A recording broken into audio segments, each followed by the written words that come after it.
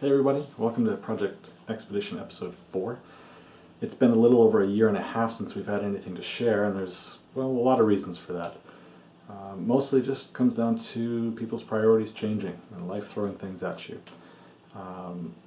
In episode 1 we introduced Martin, who was going to be building the body, and his priorities changed, and he no longer had time to finish the body, so I've had to find somebody else to work on the body.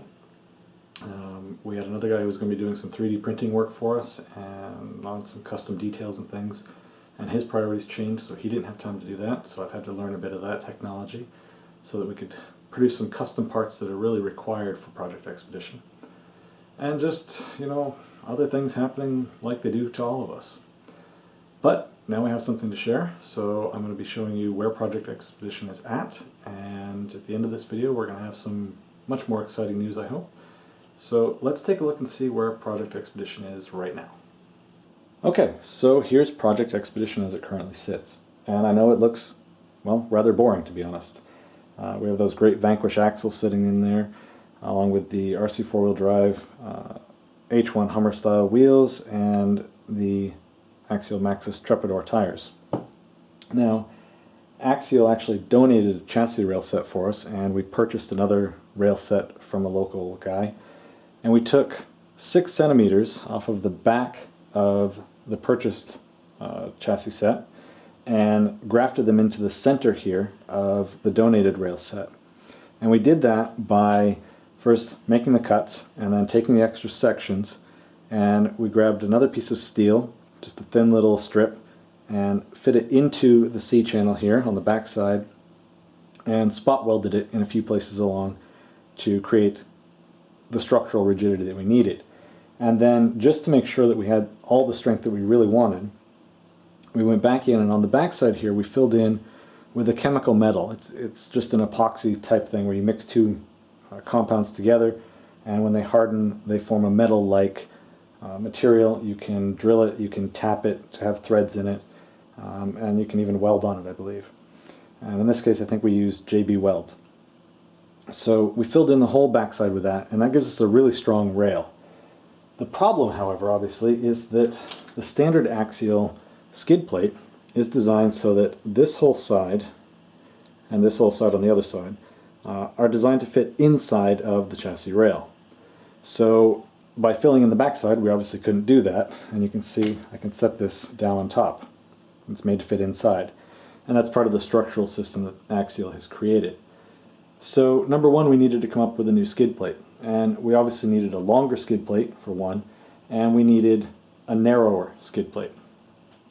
So what we've done, if I zoom in here for you, you can see we created, using a 3D model file, a new skid plate based on the Axial design, just to start off with. And we've removed the transmission mount, and then we've split it down the middle into 2 separate pieces. And we have those 3D printed at Shapeways. So here's those 2 pieces, and you can see they fit against the inner face of the rail, so they've been made more narrow to fit in that gap, and split in half so that we could separate the two to see just how long of a center skid plate we needed. We're going to be running a transfer case with Project Expedition, so that gives us the ability to see, okay, we need one that's this long in order to have good drive shaft angles and a place to mount the transfer case. So that was one of the first engineering things we had to figure out, is just how long is this centerpiece going to be, what are our drive shaft angles going to be, and so on. Right now the chassis is just sitting on these solid links, and that's just an easier way to build. They set the chassis at a level height against the axles, which are currently sitting on the RC four-wheel drive jack stands.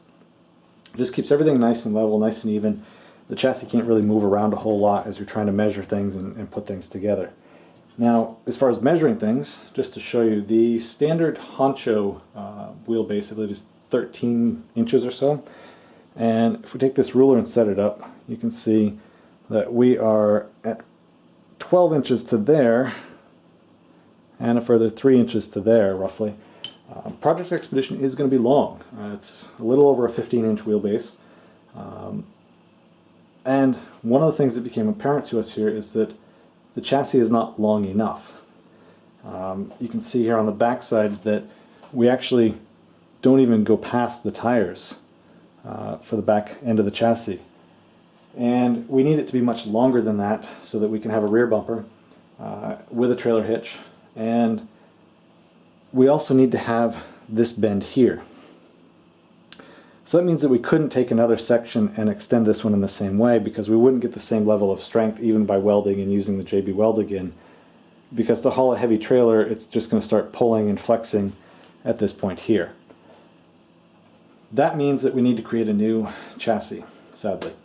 However, I have found a local company that has a laser cutter, and they cut aluminum and steel with their laser all the time. So I can create a new chassis design in CAD and send the file over to them, and they will cut out our new chassis rails. I think we're going to use probably 5mm thick aluminum, and we won't have to drill any holes or anything like that. That'll all be cut out with a laser.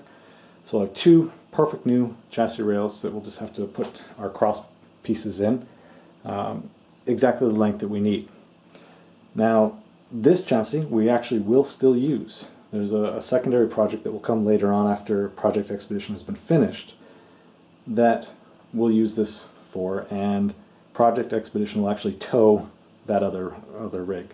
So the chassis will live on as a part of Project Expedition in a way, if you want to think of it like that. So that's really where everything with Project Expedition is at, and I know, like I said, it looks rather boring. There's been a lot of time spent with measuring and just trying to figure out exactly where things go. So that's where we're at with Project Expedition. I know it doesn't look like a whole lot's been done, but there's been a lot of trial and error in trying to get the pieces to fit just right and to bring all these different things together to get to the end result that we want to have. And as I said, there's a lot of things that are going to be happening in the coming months to really move us leaps and bounds forward rather than the slow pace that we've been having. And I thank you guys for sticking with me on this build. But right now, what I'm going to do is turn it over to someone who I think is an extremely talented individual who's going to be taking over all the body work for Project Expedition. He's got a lot of experience in doing this, and I really couldn't recommend him enough. So here is Mr. RC Fanatic. He has his own YouTube channel that will be linked through at the end of this video. And all of the build series for the body for Project Expedition will take place over on his channel, so you'll be able to follow it there. And when he's completed it, he'll send it back to me, and we'll pick up with Project Expedition again. So here he is. Thanks, man. Well, some of you may have already heard a bit about me and my channel, but if not, this is a great project to jump in on. RC Culture has recently asked me to build the body for Project Expedition, an awesome, secretive, custom vehicle, of which full identity will not be revealed until later in the build. I'm going to be building the body out of styrene, which is pretty much a strong yet flexible plastic that can be easily shaped, sanded, glued, formed into whatever shape you need. The videos I'll be posting will be in a series called How to Work with Styrene, and hopefully you'll get interested enough to want to try it yourself. You'll quickly get addicted to it. Or maybe that's just the smell of the glue going to your head.